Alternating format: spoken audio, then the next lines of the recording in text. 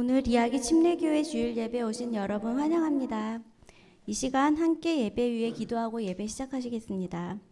예배 위에 기도하실 때는 주님과 함께 해주시고 주님으로 인해 기뻐하는 예배 될 수 있도록 주님을 사모하는 마음으로 예배 올려드리기 원합니다. 우리 예배 가운데 임재하실 하나님께 경배하며 이 시간 예배 위에 함께 기도하시겠습니다. 하나님, 오늘도 감사합니다. 우리 이야기 침례교회 주일 예배에 임재해 주신 하나님께 우리에게 사모하는 마음으로 오늘의 예배 올려드리고자 합니다. 우리 예배 하나님께 함께 해주시고 우리 예배 이야기 침례교회 성도들도 함께하는 주일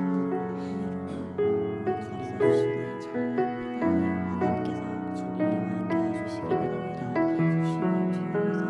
주님을 사모하는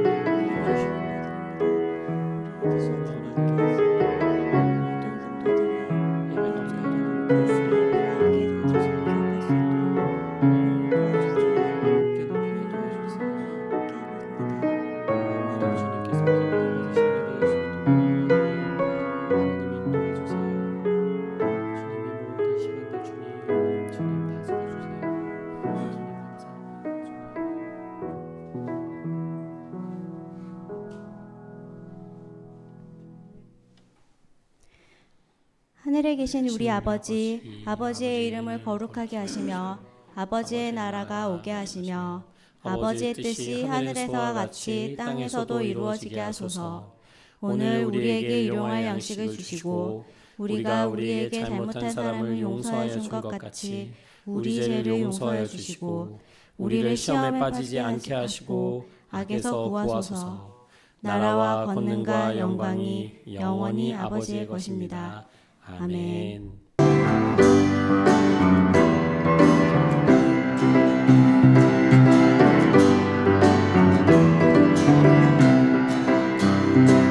주를 찾는 모든 자들이 주로 말미암아 기뻐하고 즐거워하게 하시며 주의 구원을 사랑하는 자들이 항상 말하기를 하나님은 위대하시다 하게 하소서. 주는 나의 도움 나를 건지시느니 여호와여 지체 말고 내게 임하소서. 가난하고 궁핍한 내 마음 가운데 여호와여 속히 임하소서. 주는 나의 도움, 주는 나의 도움 나를 건지시느니 여호와여 지체 말고 내게 임하소서. 가난하고 궁핍한 내 마음 가운데 여호와여 속히 임하소서. 여호와여 속히 임하소서. 여호와여 한 번 더. 여호와여 속히 임하소서.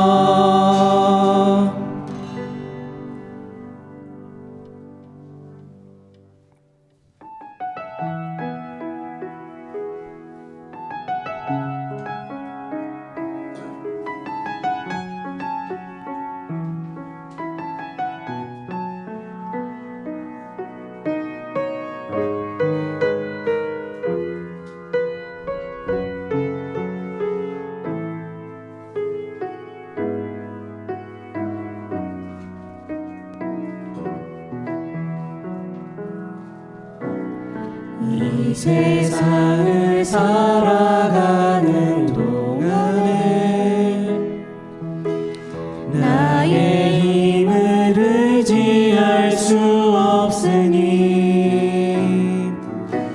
기도하고 낙심하지 말 것은 주께서 참 소망이 되심이라.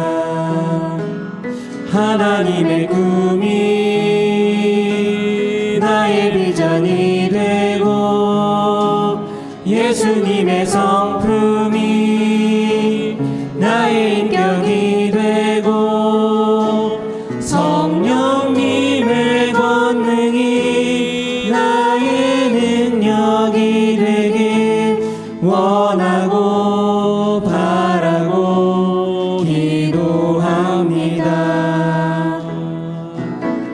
주의 길을 걸어가는 동안에 세상에 거들지할 수 없으니 감사하고 낙심하지 말 것은 주께서 참 기쁨이 되심이라. 하나님의 꿈이 나의 비전이 되고 예수님의 성품이 나의 인격이 되고 성령님의 권능이 나의 능력이 되길 원하고 바라고 기도합니다. 하나님의 꿈이 나의 비전이 되고 예수님의 성품이 나의 인격이 되고 성령님의 권능이 나의 능력이 되길 원하고 바라고 기도합니다. 원하고 바라고 기도합니다.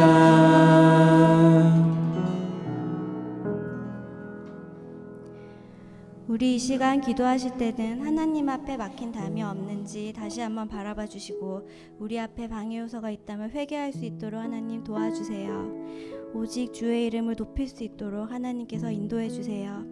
우리 이 시간 예배 위에 다시 한번 한 목소리로 기도하시겠습니다. 하나님, 우리 앞에 놓여있는 담이 없도록 우리가 하나님 앞에서 회개하고 올바른 길로 걸어갈 수 있도록 인도해 주세요. 하나님, 저희가 인도할 수 있도록 도와주세요. 감사합니다. 기침대 교회 성도들이 다 함께 하도록 해주시기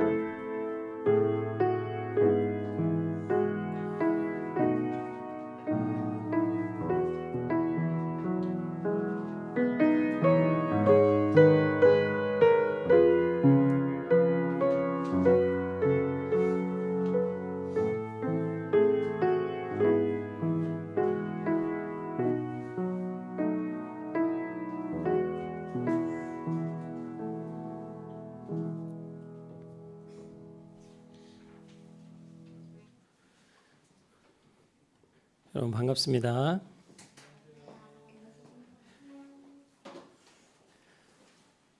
여러분 추석 잘 보내셨나요? 일부러 한 거예요. 이렇게 또 굉장히 공격적이야. 항상 이게 뭐 실수 하나 하면 내가 일부러 해봤어. 내가 얼마나 좀 이렇게 따뜻하게 이해해 주시는지. 바로 설이죠. 여러분 이제 세뱃돈을 받을 나이가 지나고 세뱃돈을 줘야 하는 연령대에 이르신 분들이 많습니다. 저희 교회도. 그래서 가족들과 이렇게 좋은 시간 보내셨나요? 맛있는 거 많이 드셨어요? 오늘 말씀 함께 보실 텐데요. 오늘의 말씀은 계속 이어서 이제 마가복음 말씀입니다. 마가복음 3장 22절에서 29절인데요. 우리 함께 일어나셔서 함께 큰 소리로 읽어보도록 하겠습니다.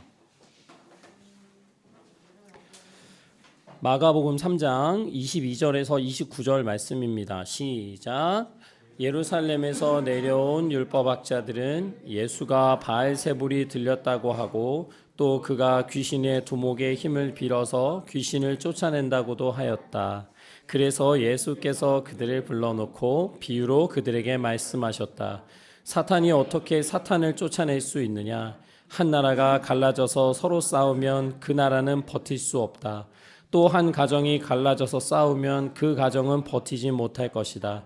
사탄이 스스로에게 반란을 일으켜서 갈라지면 버틸 수 없고 끝장이 난다. 먼저 힘센 사람을 묶어놓지 않고서는 아무도 그 사람의 집에 들어가서 세간을 털어갈 수 없다. 묶어놓은 뒤에야 그 집을 털어갈 것이다. 내가 진정으로 너희에게 말한다. 사람들이 짓는 모든 죄와 그들이 하는 어떤 비방도 용서를 받을 것이다. 그러나 성령을 모독하는 사람은 용서를 받지 못하고 영원한 죄에 매인다.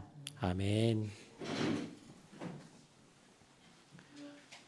오늘의 말씀의 제목을 읽어보겠습니다. 함께 읽어볼까요? 시작. 용서받을 수 없는 사람. 한 번만 더 읽어볼까요? 시작. 용서받을 수 없는 사람.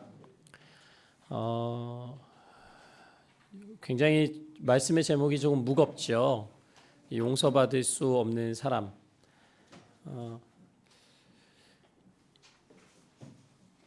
기독교는 사랑의 종교이자 용서의 종교입니다. 종교라는 말을 빼더라도 우리가 믿는 하나님은, 우리가 믿는 예수님은 우리의 죄를 용서해 주시는 분이시죠.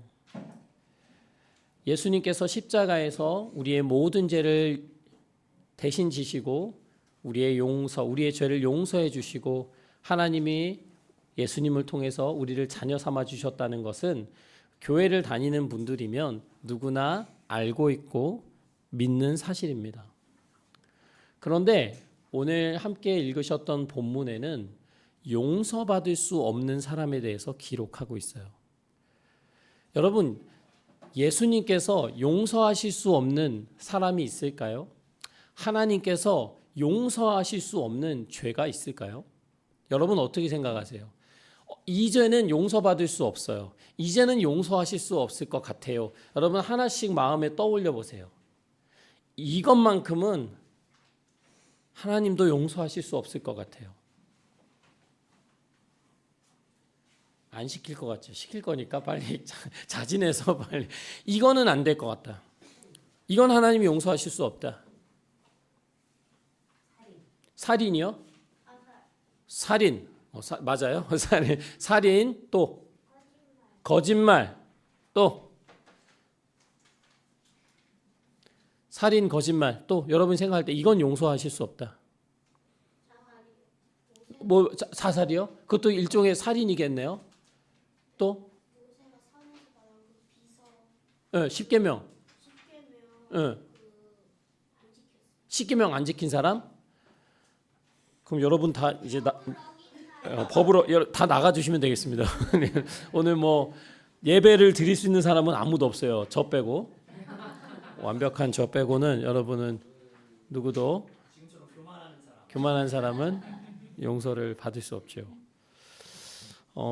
우리 나름대로 어떠한 죄는 하나님께서 용서하실 수 있고 어떠한 죄는 하나님께서 용서하실 수 없다 이렇게 생각하기도 합니다. 조금 너무 어떻게 보면 너무 무거운 주제이고 좀 과격한 표현이긴 하지만 살인이라는 것도 어떻게 보면은 스스로 목숨을 끊는 것도 이제 성경 안에 이미 많이 나와 있는 사건입니다. 또 직접적으로든 간접적으로든 그러한 죄를 저질렀던 사람들을 하나님께서 용서해 주시고 하나님의 자녀 삼아 주시고 하나님이 기뻐하시는 길을 따라 살 수 있도록 인도해 주신 것을 저희가 너무나 많은 성경 본문에서 찾아볼 수 있습니다. 그중 대표적인 사람이 다윗이 되겠죠. 또 대표적인 사람이 신약에서는 누굴까요? 구약에서는 다윗이 어떻게 보면 간접적으로 직접적으로 살인을 명했죠. 그래서 죄 없는 그의 충신 우리아를 죽이게 됩니다. 그의 아내를 탐했기 때문이죠. 신약에서는 누가 그런 비슷한 모습을 보였죠? 바울입니다. 바울은 예수님을 만나기 전에는 예수님을 믿고 따르는 사람들을 잡아서 고발하고 또 죽이는 데에 앞장섰던 사람이죠. 그래서 그 유명한 스데반 집사님이 많은 사람들에게 돌에 맞아 죽는 그 현장에서 바울은 그 흥분한 사람들이 옷을 막 벗어 던졌어요. 근데 그 옷을 모아서 그 옷을 지키고 있던 그 사람이 바울이었습니다. 성경 어느 곳을 봐도 이런 아주 극악무도한 죄뿐만 아니라 우리 삶에 아까 이야기한 거짓말, 십계명을 어기는 것, 여러 가지 안식일을 범하는 것, 또 일상에서 다른 사람을 시기하고 질투하는 것, 탐욕하는 것, 여러 가지 모든 것들이 죄로 기록되어 있지만 동시에 하나님께서는 그런 우리의 삶의 죄악들을 용서하시고 우리의 삶을 회복하신다는 것이 성경 전체의 메시지일 것입니다. 그런데 오늘 우리가 본 말씀에는 너무나도 분명하게 예수님께서 용서받을 수 없는 사람이 있다. 용서받을 수 없는 죄가 있다라고 이야기를 하셨습니다. 그래서 오늘의 제목을 용서받을 수 없는 사람 이렇게 제가 봤는데요. 궁금하시죠? 어떤 사람이 용서받을 수 없는 것인가? 오늘 3장의 말씀을 통해서 우리가 함께 살펴보면 좋을 것 같습니다. 예수님께서 제자들을 12명을 세우셨습니다. 그 12명의 직업들이 다양했는데요. 그중 가장 많은 직업군이 뭐였는지 아세요? 어부요. 어부가 뭐 하는 사람이죠? 물고기 잡는 사람이죠. 주변에 이 어업을 하시는 분 아는 분 계신가요? 계시는 분 계세요? 없으시죠? 어업 하시는 분들 성격이 어떤지 아세요? 나빠요? 나빠요? 시원시원합니까? 제가 대학생 때 한 2년 정도 그 어촌 마을에 가서 여름에 이렇게 작은 교회를 섬기고 이렇게 성경학교도 열고 이런 수련을 했었어요. 그 강원도 완전 어촌 마을이었는데요. 그 마을에 갔더니 그 다 이제 해녀분들 계시고 할머님들이. 근데 거기 어떤 문제들이 발생을 하냐면 며느리들이 죽어납니다. 며느리들이 못 버텨요. 왜요? 할머니 해녀분들이 이제 시어머니죠. 시어머니들이 너무 강한 거예요. 정신적으로 강할 뿐만 아니라 육체적으로 강한 거예요. 그래서 엄청난 구박에 시달린다고 목사님 사모님께서 말씀을 해주셨어요. 그리고 그분들이 얼마나 강하고 완고한지 교회에 안 나와요. 왜냐하면 또 바다에 있다는 것은 항상 이렇게 생명을 무릅쓰고 위험을 무릅쓰고 하는 일들이잖아요. 그러니까 얼마나 억세고 드세겠어요. 그러니까 우리가 성경에서 보는 그 베드로의 성격이 어떻게 보면 충분히 이해돼요. 그러니까 말보다는 뭐가 먼저 나가요? 주먹이요? 주먹이요. 말보다는 이제 몸이 먼저 나가는 거죠. 그런데 그렇게 4명의 어부들이 있었고요. 또 그 중에는 또 누가 있었죠? 이 세금을 걷어가지고 그 로마에다가 갖다 바치는 당시에는 정말 가장 많은 비난을 받았던 직업이에요. 거의 죄인 취급받았던 세리였던 마태도 있습니다. 그 외에도 다양한 삶을 살아가던 사람들을 예수님께서는 제자들로 부르시죠. 그러니까 그 제자들을 봤을 때 우리가 흔히 얘기하는 굉장히 스펙이 높거나 성품이 좋거나 아니면 좋은 환경에서 자랐거나 재산이 많거나 하는 사람이 거의 없다는 거죠. 누구에게 그다지 존경을 받을 만한 삶을 살아왔던 사람이 없습니다. 그런데 그런 사람 12를 주님께서는 제자로 세우셨어요. 이것이 오늘 3장 초반부에 나오는 말씀입니다. 그 다음에 바로 진행되는 장면이 오늘 우리가 함께 보신 이 22절, 29절, 그래서 20절에서 30절의 이야기인데요. 오늘 이 이야기를 좀 해볼까 합니다. 예수님께서 집에 들어가셨습니다.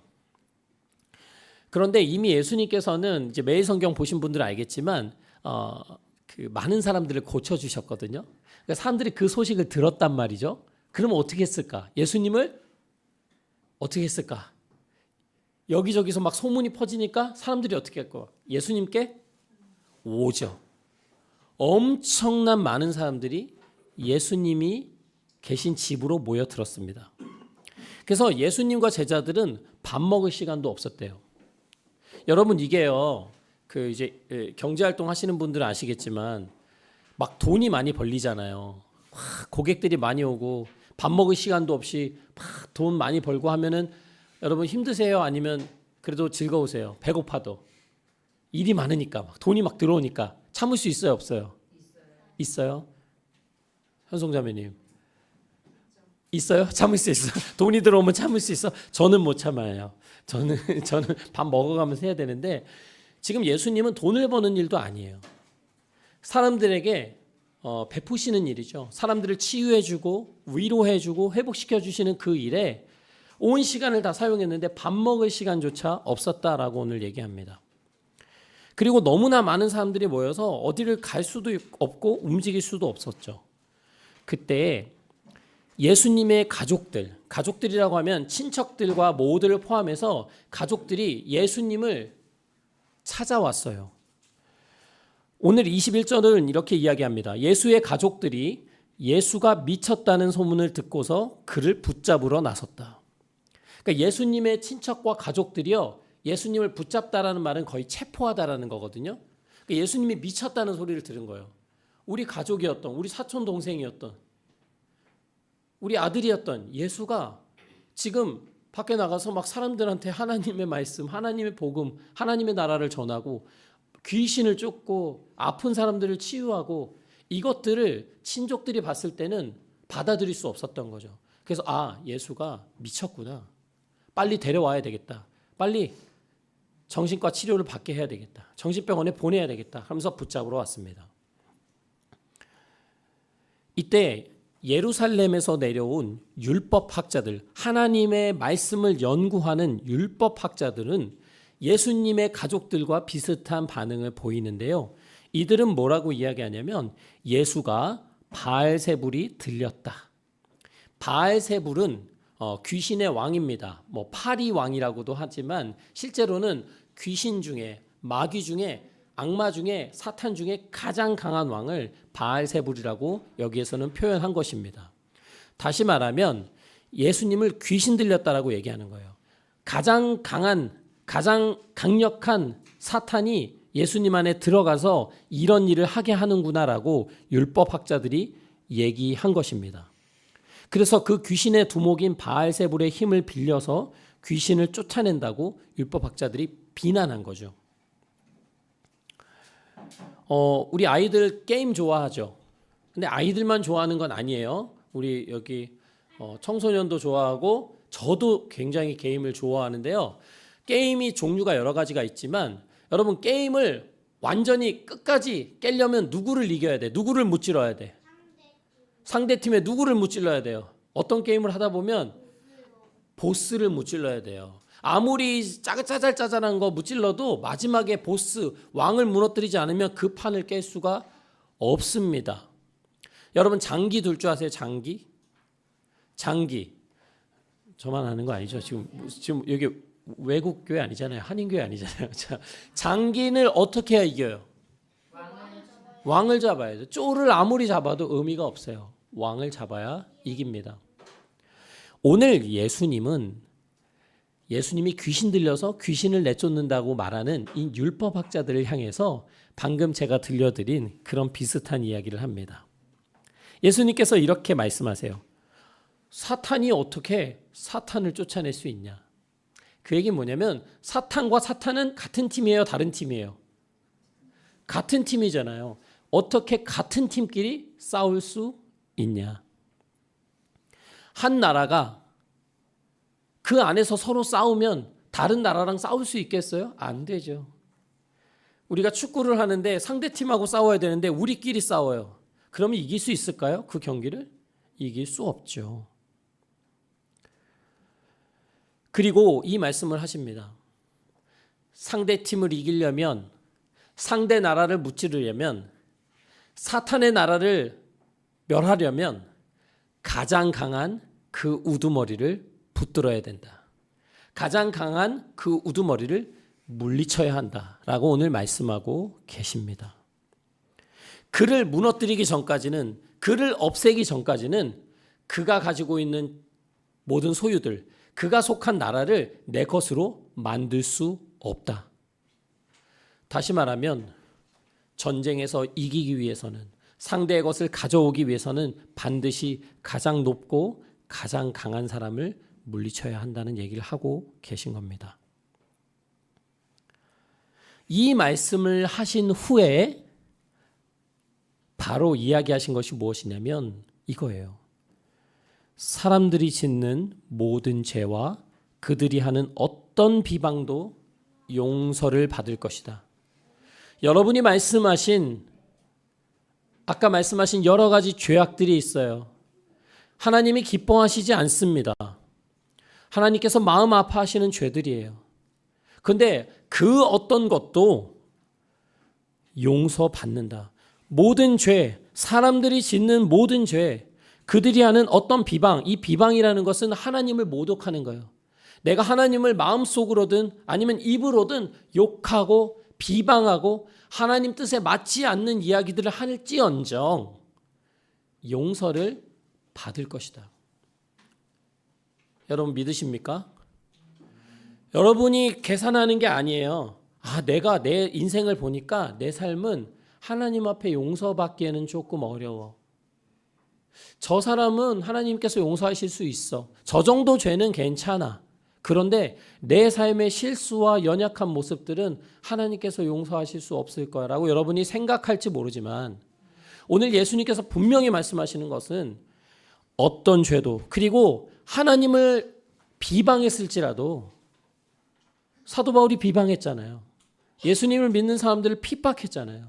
그랬을지라도 용서받을 것이다 라고 오늘 이야기하고 있는 것입니다.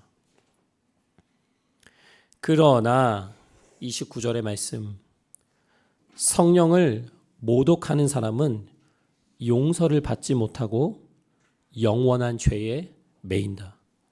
오늘 말씀의 제목은 바로 이것입니다.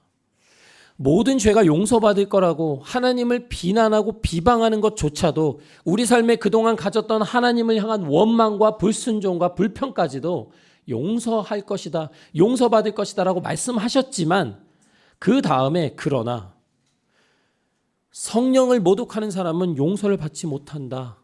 그는 영원한 죄, 그 얘기는 뭐냐면 용서받지 않고 씻겨지지 않는 영원한 죄에 매인다, 멸망할 것이다 라고 오늘 이야기하고 있는 것입니다. 우리가 함께 읽은 말씀은 29절이지만 실제로는 30절까지 이어지는데요. 30절에는 예수님께서 이 말씀을 왜 하셨는지가 기록되어 있어요. 이렇게 기록합니다. 예수께서 이 말씀을 하신 것은 사람들이 그는 악한 귀신이 들렸다 하고 말하였기 때문이다. 여러분 어렵죠? 이 말씀, 이 본문이 그렇게 쉬운 본문이 아닙니다. 분명히 모든 죄는 용서받을 거고 하나님을 비방하는 것도 용서받을 거라고 말씀하셨는데 예수님이 귀신 들렸다, 당신은 바알세불이 들렸다 라고 말한 이들에게는, 그들을 향해서는 그것은 용서받을 수 없는 거다, 성령을 모독한 것이다, 영원한 죄에 빠질 것이다 라고 이야기하고 있거든요. 여러분 그게 그렇게 잘못한 건가요? 그렇게 큰 죄인가요? 용서받을 수 없는 죄인가요? 아까 그랬잖아요. 모든 죄가 용서받을 거다. 근데 왜 예수님께 귀신 들렸다고 한 이 말은 용서받을 수 없을까요? 이것이 오늘의 가장 난이도 높은 질문입니다. 여러분 왜 이제는 용서받을 수 없죠? 하나님 자체를 부정하는 거니까. 하나님 아까 막 비방했잖아요. 핍박했잖아요. 사도 바울이 예수님을 부정했잖아요. 용서받았잖아요. 예수님 만나주셨잖아요. 회복시켜 주셨잖아요. 지금 송인우님이 굉장히 중요한 말씀을 하셨거든요. 이 이야기의 시작을 열어주셨어요. 하나님을 어떻게 하지 않았다? 부정했다. 굉장히 크게 말씀을 하셨는데요. 여러분, 왜 이것은 성령을 모독하는 죄가 되고 왜 영원한 죄가 될까요?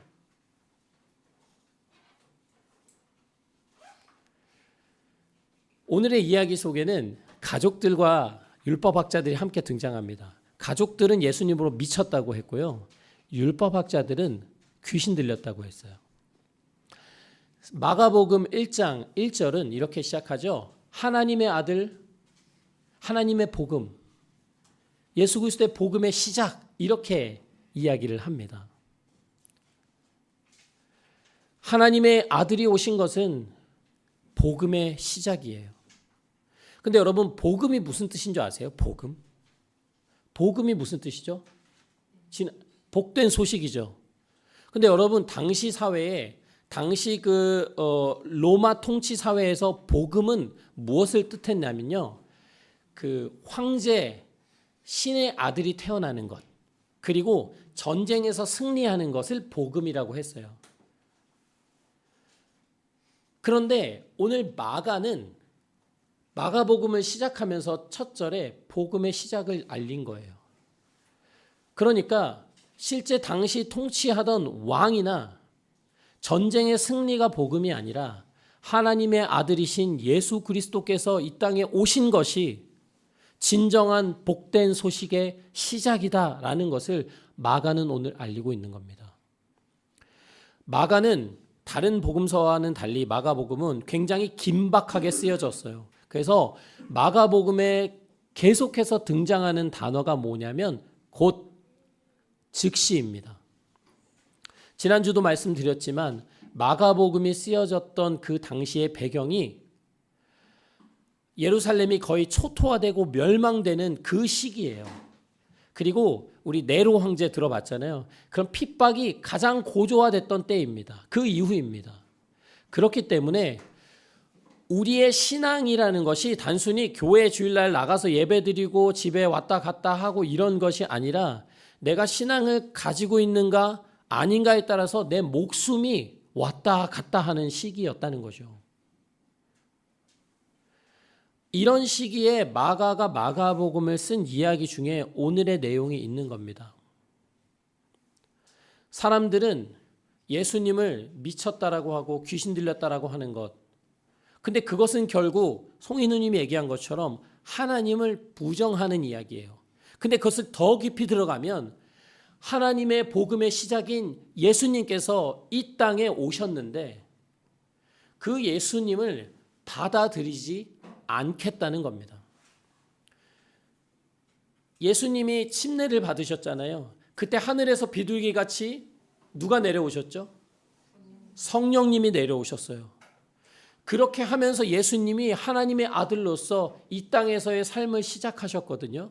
근데 오늘 예수님은 예수님 보러 귀신 들렸다고 하는 사람들에게 이렇게 이야기하는 거예요. 성령을 모독하는 사람은 용서받을 수 없다. 그것은 무엇이냐면 성령을 통해서 하나님께서 예수님을 통해 보여주고자 하는 그 복음이 시작되었다는 얘기예요. 성령을 모독하고 부정한다는 것은 무엇이냐면 예수님을 통해서 하나님께서 하시고자 하는 그 일을 받아들이지 않겠다는 겁니다.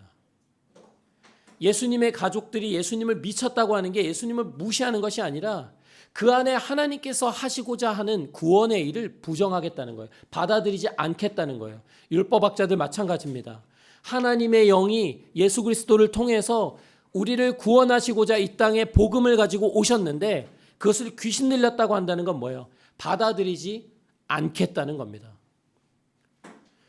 성령을 모독하는 사람은 영원한 죄에 매여 있을 것이다라는 이 말씀은 결국 무엇이냐면 하나님께서 우리 삶에 잃어버린 영혼들을 찾으시고 하나님의 자녀 삼아 주시고자 하는 그 일들을 우리가 받아들이지 않겠다는 거예요. 믿지 않겠다는 겁니다. 부정하겠다는 거예요. 그 사람이 어떻게 하나님 앞에 용서받을 수 있겠어요? 오직 그 용서는 성령을 통해 일하시는 예수 그리스도를 통해서 복음의 시작인 예수 그리스도를 통해서만이 그 용서가 이루어질 수 있는데 그 예수 그리스도를 부정하고 그 안에 일하시는 성령을 부정하는 우리가 어떻게 하나님의 자녀가 될 수 있겠습니까? 오늘의 말씀은 계속해서 이어집니다. 이런 이야기를 하고 있는 중간에 예수님의 어머니와 마리아와 예수님의 동생들이 찾아와요.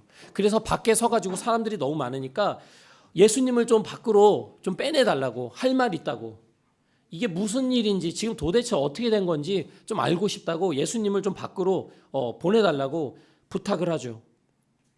이 얘기를 그 집 안에 계신 예수님께 누군가가 전해줍니다. 그때 예수님께서 나가보지 않으세요.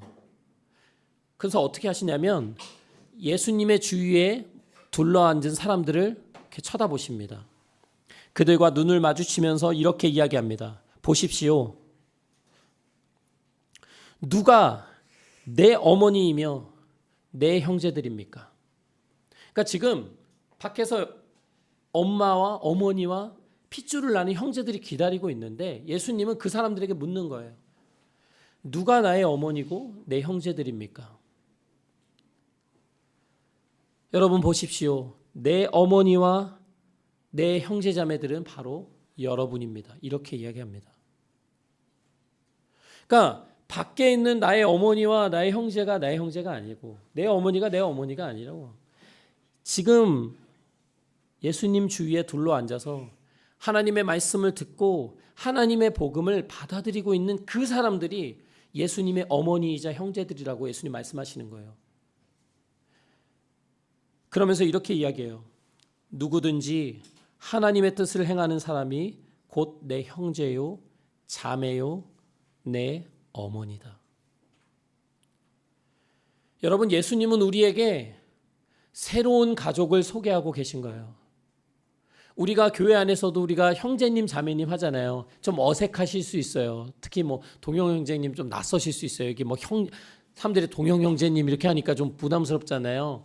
그래서 저희도 빨리 이게 호칭 정리를 해야 되는데 자매님 막 이렇게 하니까 부담스럽죠.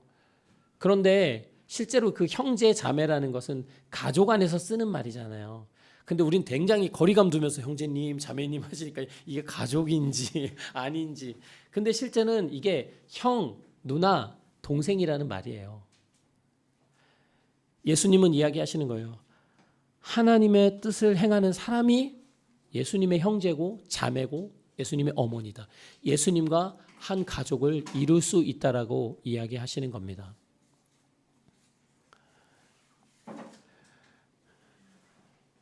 여러분, 우리가 예수님의 가족처럼 예수님과 오랜 시간을 함께 했을 수 있어요. 또 율법학자들처럼 어릴 때부터 교회를 다녀가지고 하나님의 말씀에 대해서 굉장히 잘 알고 그것을 잘 지켜오면서 또 교회도 열심히 다니면서 살았을 수 있습니다. 그런데 오늘 예수님은 어떻게 보면 예수님과 가장 가까웠던 사람들, 또 하나님을 가까이에 모시면서 하나님을 연구했던 율법학자들을 향해서 아주 강한 일침을 날리시면서 성령을 모독하는 사람은 영원히 용서받지 못할 것이다.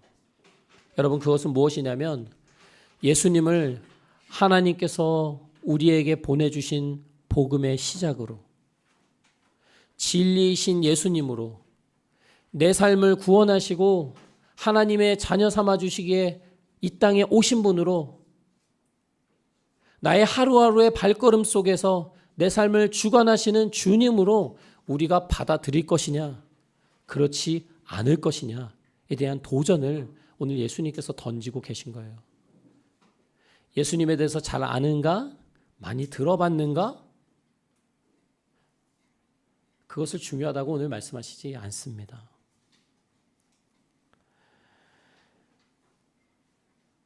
여러분, 우리의 어떤 연약함도 어떤 부족함도 또 우리가 생각할 때 받아들이기 힘든, 인정하기 힘든 죄악조차도 하나님은 우리를 용서해 주시고 우리의 삶을 회복시켜 주시는 분이신 것을 믿으시기 바랍니다. 그러나 오늘 용서받을 수 없다고 한 이 죄만큼은 우리가 일상에서 짓는 단순한 윤리적인 죄와는 조금 아님 전혀 결이 다릅니다. 그것은 무엇이냐면 이 땅에 오신 예수님을 내 삶의 주님으로 주인으로 받아들일 것이냐 그렇지 않을 것이냐에 대한 근본적이고 아주 현실적인 문제입니다. 여러분, 예수님을 우리 삶의 중심으로 받아들이지 않는다면 그냥 단순히 내 머릿속에 내 관념 속에 그냥 어릴 때부터 다녔던 교회에서 배워진 어떤 분으로 하나의 종교로서 그냥 기독교 믿으면 좋으니까 문화가 다른 건강하고 건전하니까 여러분이 그런 방식으로 신앙생활을 하고 예수님을 믿는다고 말해서는 안 될 것입니다. 중간은 없습니다. 오늘 예수님은 어쩌면 그 앉아있는 무리들에게 또 율법학자들에게 또 예수님을 찾아온 가족들을 향해서 오늘 아주 결정적인 질문을 던지시는 겁니다. 성령께서 그대들 안에 행하시는 하나님께서 이미 시작하신 그 복음의 이야기를 여러분 받아들일 것입니까? 아니면 받아들이지 않을 것입니까? 사랑하는 우리 이야기 침례교회 가족 여러분, 하나님은 우리를 되찾기 원하세요. 예수님이 오늘 그 사탄의 이야기를 했잖아요. 강한 자를 무너뜨려야 그 나라를 되찾아온다. 하나님께서는 우리 모두를 잃어버린 양으로 보십니다. 이 세상에 또 이 세상을 다스리는 세상과 사탄의 영에 매인 종살이하는 영혼들로 우리를 바라보십니다. 그래서 이 땅에 예수님을 보내주심으로 그 잃어버린 영혼들을 다시 하나님의 자녀 삼아 주시기 위해서 끊임없이 성령을 통해 지금까지도 일하고 계십니다. 예수님은 어떻게 보면 전쟁을 하러 오신 거예요. 잃어버린 사람들, 잃어버린 양들을 다시 되찾고 그들에게 하나님께서 약속하신 생명과 또 이 땅에서 살아가는 진정한 가치가 무엇인지를 하나님께서 보여주시기 위해서 예수님께서 이 땅에 오신 것입니다.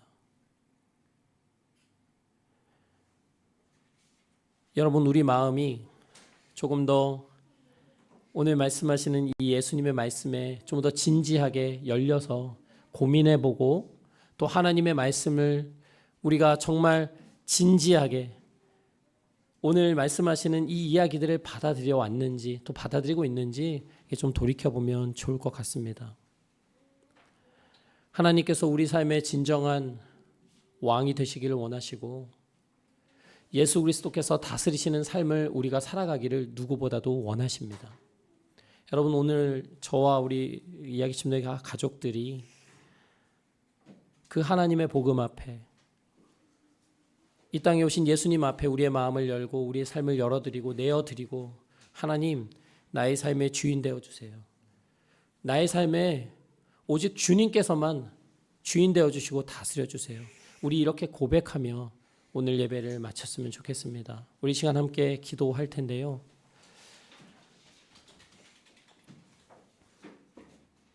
이 시간 기도하실 때는 하나님,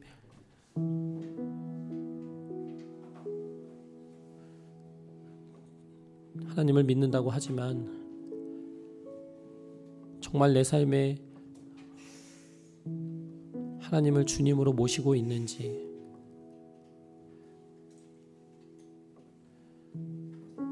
예수님을 내 삶의 주인으로 인정하고 살아왔는지 하나님 돌이켜보게 됩니다. 주님, 우리 안에 그 복음을 거절하고 하나님과 담을 쌓고 거리를 두고 살지는 않았는지 돌아보는 시간 되게 해주세요. 또 이 시간 우리 안에 주신 은혜가 있다면 우리의 신앙을 돌아보며 하나님 앞에 고백하는 시간을 갖겠습니다. 함께 기도하시겠습니다.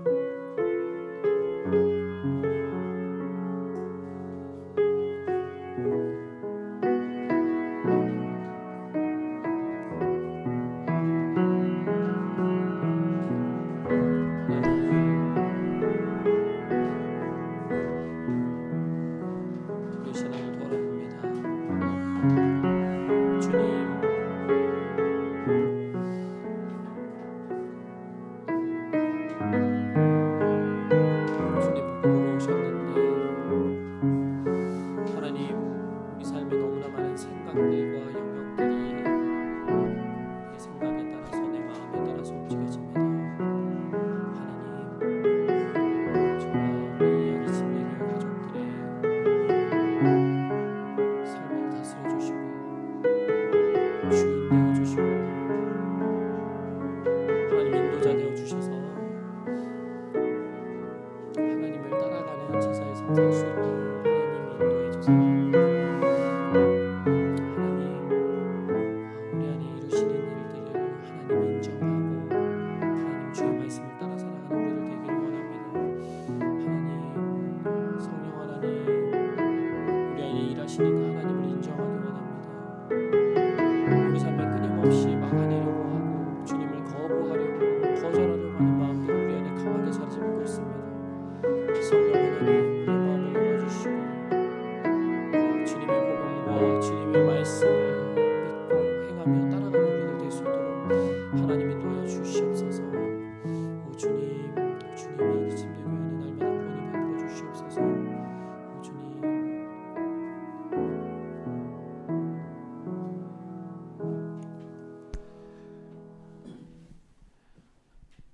하나님, 우리 삶에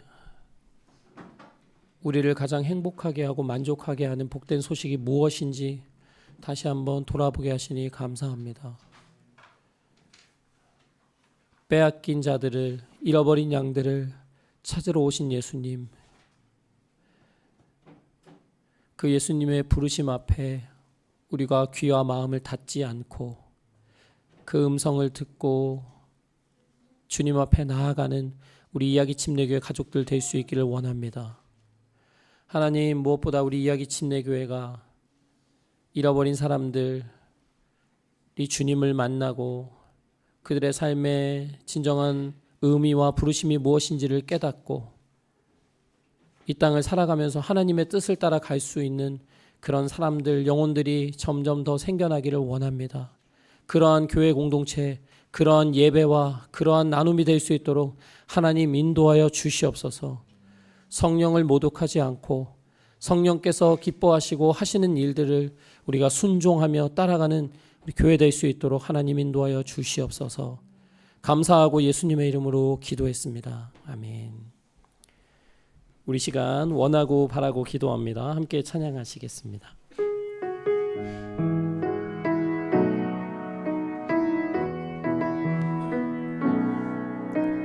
이 세상을 살아가는 동안에 나의 힘을 의지할 수 없으니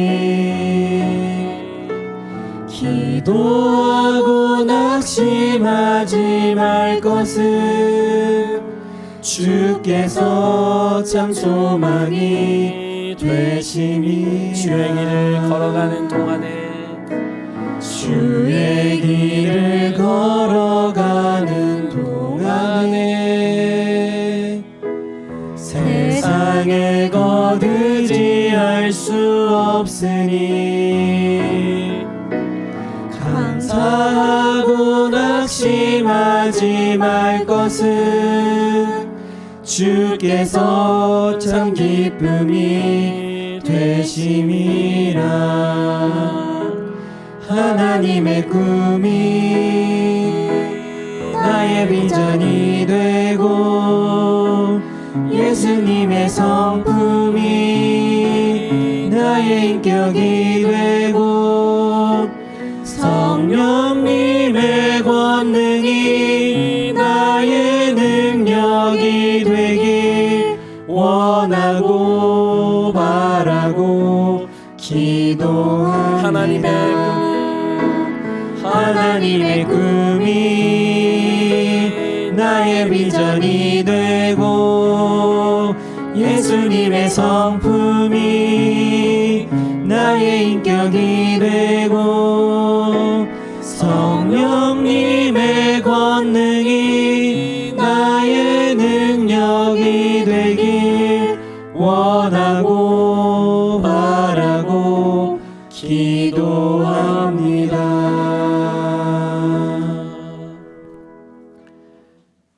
사랑의 주님, 감사합니다. 우리를 한순간도 잊지 않으시고 주의 사랑과 은혜로 오늘 이 시간 이 순간까지 우리를 지켜주시고 함께해 주시니 감사합니다. 주님, 그 감사의 마음을 담아 주 앞에 드리는 예물을 기뻐 받아 주시고 잃어버린 영혼을 구하는 그 길 가운데에 주님의 귀한 재정들이 사용될 수 있도록 인도해 주세요. 이제는 우리 주 예수 그리스도의 은혜와 하나님의 넓고 크고 무한하신 사랑과 성령의 함께 하시고 도우시는 그 은혜가 예수님을 우리 삶의 주인으로